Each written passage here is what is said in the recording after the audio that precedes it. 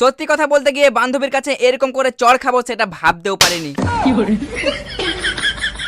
ব্যাপারটা হচ্ছে ঘুম থেকে উঠে বাড়ির গেটের সামনে দাঁড়িয়ে আকাশের দিকে তাকিয়ে সকালবেলা তারা গুনছিলাম 1 2 3 15 21 32।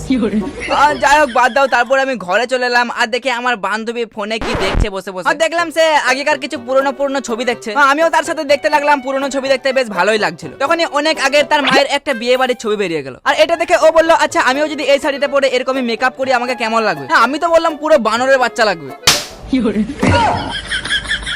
আদর করে এক চড় মেরে বললো যে ঠিক আছে আমি রেডি হচ্ছি, দেখ কেমন লাগে। তারপর সে আলমারি খুলে বের করলো তার মায়ের শাড়ি। তারপর বললো এখন মেকআপ করবো ফেসেস কানাডার 3টে প্রোডাক্ট দিয়ে। সবার প্রথম ফেসেস কানাডার স্ট্রোব ক্রিম। এটার মধ্যে আছে সিয়া বাটার আর হাইলোরনিক অ্যাসিড। এটা পুরো দিন স্কিনকে হাইড্রেটেড রাখে আর স্কিনে ইনস্ট্যান্ট একটা আলাদা গ্লো আসে। তারপর ইউজ করলো ফেসেস কানাডা 3-in-1 ফাউন্ডেশন। সাথে একটু স্ট্রোব ক্রিম মিক্স করে নিতে হবে, তাহলে আরো বেশি গ্লো করবে। এটার মধ্যে রয়েছে ফাউন্ডেশন প্লাস SPF 30+ ময়েশ্চারাইজার। তারপর অ্যাপ্লাই করলো ফেসেস কানাডার কমফিম্যাট ওয়াও লিকুইড লিপস্টিক আর সেট কোকো ক্রাশ। এই লিপস্টিকটা তো হাইলি পিগমেন্টেড, ওয়ান সোয়াইপে অ্যাপ্লাই হয়ে যায় আর এটা transfer proof plus long lasting. আর এই লিপস্টিকটাই ব্লাশার আর আইশ্যাডো হিসাবে ইউজ করে নিল।